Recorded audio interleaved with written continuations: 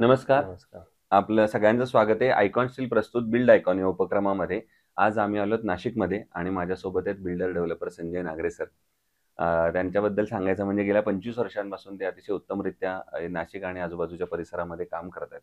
आणि मला नेहमी असं वाटतं, की अन्न, वस्त्र, निवारा ही माणसाची मूलभूत गरज आहे आणि त्यातली निवारा ही जी गरज आहे, तर आजच्या या महागाईच्या काळामध्ये असेल किंवा आताच्या या बदलत्या युगामध्ये असेल, ती फ्लॅट संस्कृतीतूनच आपलं स्वतःचं घर हक्काचं होऊ शकतं, असं प्रत्येक मध्यमवर्गीयाचं स्वप्न असतं.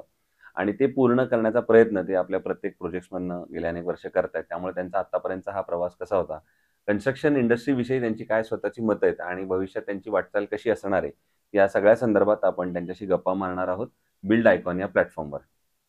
नमस्कार सर. नमस्कार. तर गप्पांना आपण अशी सुरुवात करूया थोडीशी. पहिली गोष्ट म्हणजे तुम्ही या क्षेत्राकडे जेव्हा वळालात, तेव्हाच आता आपण जे आधी गप्पांमध्ये पण म्हणत होतो, की कन्स्ट्रक्शन इंडस्ट्रीचा पहिला सिनेरिओ म्हणजे आजपासून 25 वर्षांपूर्वी जेव्हा तुम्ही काम सुरू केलंत आणि आज 25 वर्षानंतरचा सिनेरिओ, मग तो एफ-एस-आयच्या अँगलमध्ये असेल, अगदी कार्पेट एरियासारखं असेल, रेरा असेल, तर हा कसा बदलत गेला त्याविषयी काय सांगाल? अ, अगोदर जे आहे ते कार्पेट एरिया आणि बिल्टअप एरिया सुपर त्याच्यामध्ये बिल्टअप वगैरे असे. सुपर बिल्टअप अगोदर नव्हता बिल्टअप. त्यावेळेस कमी पर्सेंटेज लावायचे. आत्ताचा जो आहे मुंबईच्या तुलनेत नाशिकमध्ये पण तो प्रमाण वाढत गेलं. म्हणजे बरोबर. 40% पर्यंत बिल्टअपवर लोड करायला हं, लागले हं. आता. अशी परिस्थिती आहे आणि त्यावेळेसची परिस्थिती आणि यावेळेसची परिस्थिती फार फरक पडलाय त्याच्यामध्ये. बरोबर. आणि तेव्हा कदाचित सुरुवातीच्या काळात तुम्ही बघितलं असेल, की छोट्या बिल्डिंग्स होत्या.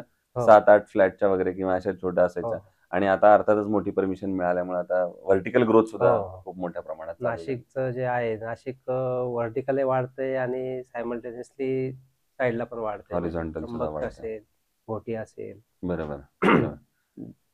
आता आपण या क्षेत्रातल्या काही प्रश्नांकडे येऊया. त्यातला पहिला प्रश्न असा आहे, या क्षेत्रात तुम्ही एक बघितलं असेल, ही लेबर ओरिएंटेड इंडस्ट्री आहे पहिली हो, गोष्ट आणि याच्यामध्ये अकुशल कामगारांचं प्रमाण फार मोठं आहे, हो. अनस्किल्ड लेबरचं. हं, आणि अशा लोकांना जर काही महत्त्वाची जबाबदारी दिली, तर कदाचित धोका सुद्धा संभवू शकतो. हो. तर तुम्ही ही परिस्थिती कशी हाताळता साइटवर? साईटवर स्वतःही त्या कामगारांकडे लक्ष द्यावं लागतं. हं, त्यांच्याकडनं काम करून घ्यावं लागतं. कोणी काम करत नसेल, ती काही चूक चूक झाली, तर तिथे आपलं बघावं लागतं, की हं, हं. कशा पद्धतीचं काम चालू आहे. चुकत बरोबर. असेल तर त्यांना समजून सांगावं लागतं. ही त्या लेबरच्या बाबतीतली काळजी घ्यावी लागते. दुसरं हां. तुम्ही आणखीन एक मला परत डिफरन्स याच्यासाठी विचारायचं कारण एवढा तुमचा एक्सपिरियन्स या क्षेत्रातला आहे. त्यामुळे मी तो पहिला दिवस पण दरवेळेला आठवतोय आणि आजचा दिवस पण आठवतोय. तंत्रज्ञान या क्षेत्रातलं खूप बदलत गेलं हो, आणि ते 2 अँगलनं बदलत गेलं. एक म्हणजे आता कॉम्प्युटरच्या माध्यमातून हे तंत्रज्ञान खूप सोपं झालंय आणि मशिनरीच्या साइडनं अगदी आर-एम-सी पर्यंत आता आपण पोहोचलोय हो. किंवा फ्लाय ॲश ब्रिक असेल किंवा आर्टिफिशियल सँडपर्यंत असेल.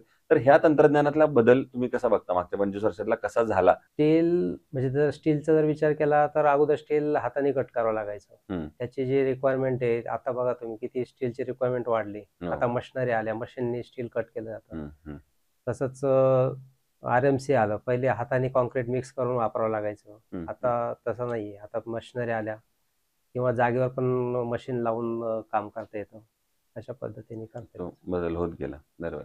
दुसरा आणखीन एक महत्त्वाचा प्रश्न विचारायचा आहे. मी मगाशी जी सुरुवात केली, की मध्यमवर्गीयाचं स्वप्न असतं एक घराचं हो. आणि मध्यमवर्गीय किंवा जो घर घेणार आहे हं. किंवा एक आपण कन्झ्युमर कस्टमर म्हणू, त्याचा एक कायमचा डायलॉग असतो, जो तुम्ही इतक्या वर्षात ऐकला असेल. तर म्हणजे आमचं बजेट थोडं कमी आहे आणि आता एवढ्याच बजेटमध्ये आम्हाला ते घर करून द्या. तर अशा वेळेला एक तुम्ही बिल्डर म्हणून तुम्हाला वाटत असतं, की चांगलं क्वालिटी कन्स्ट्रक्शन द्यावं.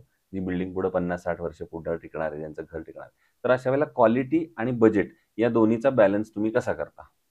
अ, आपल्याला कुठे कॉस्ट वाचवता येईल हा विचार करून आम्ही पर्चेसिंग पण तसं करतो, की चांगल्यात चांगलं प्रॉडक्ट जे आहे ते कमी पैशात कसं मिळेल हा विचार करून ते प्रॉडक्ट आपण कस्टमरला देण्याचा प्रयत्न करतो. ओके. आणि साईट व्हिजिटमध्ये कस्टमरला ज्या रिक्वायरमेंट असतात, हं. त्याच्यामध्ये कुठं-कुठं आपल्याला डेव्हलपमेंट करता येईल ते हं. बघितलं. दुसरा आणखीन एक आता जरा वेगळा प्रश्न आहे या सगळ्यापेक्षा. तो म्हणजे तुम्ही मागच्या 25 वर्षांपासून या क्षेत्रात काम करताय. त्याचप्रमाणे तुम्ही एक बदलतं नाशिक पण बघितलंय. हो, 25 वर्षांपूर्वीचं नाशिक आणि आजच्या नाशिकमध्ये फार मोठा फरक आहे. त्या अनुषंगाने हा प्रश्न आहे. तो म्हणजे नाशिक जिल्ह्याच्या विकासाचं व्हिजन. एक बिल्डर डेव्हलपर म्हणून जर तुम्हाला विचारलं, तर तुमच्या डोळ्यासमोर आता कुठले मुद्दे येतात किंवा कुठली क्षेत्र येतात, ज्या सेक्टरवर गव्हर्नमेंटनं काम केलं पाहिजे, जर एक नाशिक जिल्ह्याचा चांगला विकास आपल्याला पुढच्या 15-20 वर्षात बघायचा असेल तर? इन्फ्रास्ट्रक्चरचा विचार केला तर नाशिक आता बघा समृद्धी मार्ग झालाय. हं, मुंबईमध्ये लोकांना जे घरांची किमती असतात, त्या तुलनेत नाशिकच्या किमती बऱ्यापैकी कमी मिळतात. हं, हं. तिथली इन्व्हेस्टमेंट इथं वाढली पाहिजे. परत निमा सारख्या संस्था आहेत हम्म, जे उद्योग येण्यासाठी नाशिकला प्रयत्न करतात. हम्म. त्या दृष्टीने पण गव्हर्नमेंटनी मोठे उद्योग कसे येतील नाशिकमध्ये हा विचार जर केला तर घरांची पण रिक्वायरमेंट वाढू शकते त्याच्यामध्ये. अगदीच. तुम्ही आता फार महत्वाचा मुद्दा मांडला, जसं इन्फ्रास्ट्रक्चर वाढलं, रोड्सचं नेटवर्क हो. वाढलं, अल्टिमेटली एम्प्लॉयमेंट पण वाढणार आहे आणि त्यामुळे घरांचे उद्योग पण वाढणार आहे, त्यामुळे सिव्हिल इंडस्ट्रीला पण चालना मिळणार आहे. बरोबर. तर मग अशा वेळेला आता शासनानं काय पावलं उचलली पाहिजेत असं तुम्हाला वाटतं, हे सगळे जर प्रोजेक्ट इथे यावेत यासाठी? शासनाने आता जसं पंतप्रधान आवास योजना आहे त्याच्यामध्ये अजून जर वाढ केली तर लोकांना अफोर्डेबल जे घर आहेत ते कमी किमतीत मिळू शकतील. हम्म, हम्म, असं म्हणजे जे सामान्य लोक आहे ज्यांच्या आवाक्याबाहेर घर घेणं, हम्म. तर ती एक बेनिफिट गव्हर्नमेंटकडनं मिळू शकतो आपल्याला. बरोबर. आता एक प्रश्न थोडा असा अवघड आहे, की एवढे प्रोजेक्ट तुम्ही केल्यानंतर त्यातला एकच प्रोजेक्ट निवडायची वेळ आली, की जो तुमचा सगळ्यात आवडीचा प्रोजेक्ट आहे, असं जर विचारलं तर कुठला प्रोजेक्ट तुमच्या डोळ्यासमोर येतो आणि त्याचं का वैशिष्ट्य, म्हणजे का तो तुम्हाला कायम हृदयाच्या जवळ वाटतो, आनंद त्या प्रोजेक्टने जास्त दिलं, समाधान जास्त दिलं, असा प्रोजेक्ट कुठला? असा प्रोजेक्ट आम्ही नाशिकमध्ये कामटवाड्यामध्ये केला आहे. तो म्हणजे त्याच्यात ज्या सुविधा दिल्या आहेत त्या सगळ्या चांगल्या पद्धतीच्या असतील हम्म, हम्म. आणि अ, व्यवस्थित प्रोजेक्ट करून दिला आहे आम्ही. ओके. कस्टमर त्याच्यामध्ये सॅटिस्फॅक्शन कस्टमरचं होतं त्याच्यामध्ये. आणि असा एखादा प्रोजेक्ट जो करताना काहीतरी अडचणी आल्या, आव्हानं आली आणि त्या आव्हानावर तुम्ही कशी मात केलीत, असा एखादा प्रसंग? मग काहीतरी नैसर्गिक अडचण आली, कधी लेबरची, कधी तंत्रज्ञानाची? नाही आता बांधकाम व्यवसाय म्हटला की सुरुवातीपासूनच त्याच्यामध्ये बऱ्याच अडचणी असतात. कागदपत्रांच्या अडचणी असतात. बरोबर. परत अकुशल कामगार असेल, कुशल कामगार असेल त्यांच्या बऱ्याचशा अडचणी येतात. ओके. त्या सॉल्व्ह करण्याचा प्रयत्न करतो. बरोबर. दुसरं, जेव्हा कन्स्ट्रक्शनमध्ये स्टील निवडण्याची वेळ येते, तेव्हा तुम्ही काय पॅरामीटर्स त्याचे बघता आणि मग ठरवता की कुठलं स्टील घ्यायचं? अगोदर स्टील जे यायचं ते म्हणजे विचार जर केला तर ज्या उत्पादक होते ते अगोदर त्याची जाडी वाढवून टाकायचे, त्याच्यामध्ये वेट वाढायचं. वेट वाढलं की ते कन्स्ट्रक्शन कॉस्ट वाढायची त्याच्यामध्ये. आता जे आपण आयकॉन निवडतो त्याच्यामध्ये त्याचे पॅरामीटर्स म्हणजे जे पर के जी पर मीटर असं जे आहे ते एकदम बॅलन्सिंग असतं. हम्म. आणि त्याचं सॉफ्टनेस महत्त्वाचं म्हणजे की स्टील हार्ड नसावं, ते व्यवस्थित असावं या पद्धतीने करतो. बरं. आयकॉन स्टील तुम्ही वापरले कधी कुठल्या प्रोजेक्टमध्ये? हो, वापरले. अच्छा. मग कसा आहे तुमचा अनुभव, त्यांच्या एकदम सर्व्हिस, छान डिलिव्हरी? आहे. एकदम व्यवस्थित म्हणजे स्टीलचे जे आहे आम्ही अजूनही प्रिफर करतो. नवीन प्रोजेक्ट चालू करतोय आपण. ओके, त्याच्यामध्ये पण आपण आयकॉनलाच प्रेफरन्स दिलाय. Okay, okay.